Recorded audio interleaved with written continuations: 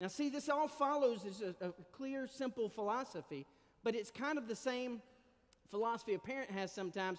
I brought you into this world and I can take you out. Amen? You ever had that conversation with your children? It's the same kind of philosophy. Understand that God is the one who gave the life, and so He alone is the one who can actually impose standards on that life. He is the one. Listen, this again, some people, it's be tough to hear for some. God has a right to tell us to do whatever He wants to tell us to do. He has that right. And for us in our culture, man, it's really hard to hear that.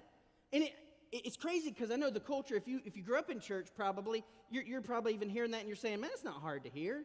I've been hearing that, yeah. I mean, God's God, right?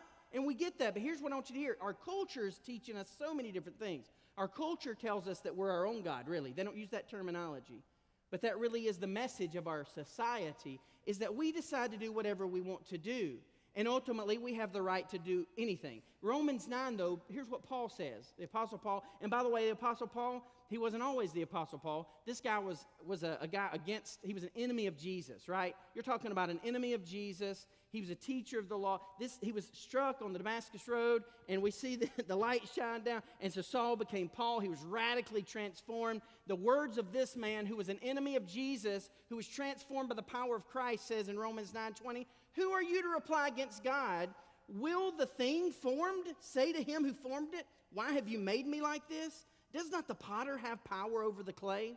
And here's what Paul's trying to say. Paul's trying to say, who do you think you are? I mean, he can say it to me. I mean, I could sit with you.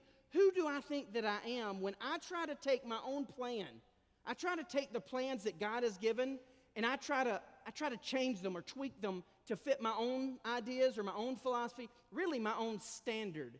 And so I reject the standard of God, the architectural renderings that God has given me for my family and my life. See, when I reject those, what I'm trying to do is I'm trying to make my own plan. I'm trying to create my own standard. And it may be right now we're talking about building a building that's going to be pretty cool, and it's going to have overflow for third service when we're packed out, and it's going to be great. But here's when I was talking about the columns with Don, Brother Don, I was talking about moving the column this way, moving the column that way. And you know what? I mean, not being a builder, just some things we don't understand. But a builder goes immediately and says, well, if you move that column, it impacts other things. If you do this, it changes that. And so in order to move that, you've got to reinforce the support here and there and all this. A lot of builder stuff. But here's what I want you to hear. See, when we change the plan, there's a reason the architect makes a plan. Because the architect is smart about building, and he creates a plan so that the integrity of the structure is sound, all right? And when we change the plan improperly, when we change the plan of the architect, it renders the structure vulnerable. And ultimately what's going to happen, listen, if we build it bad, the building's going to fall. The building's going to be unsound. People are going to get hurt. And we act like we don't get it.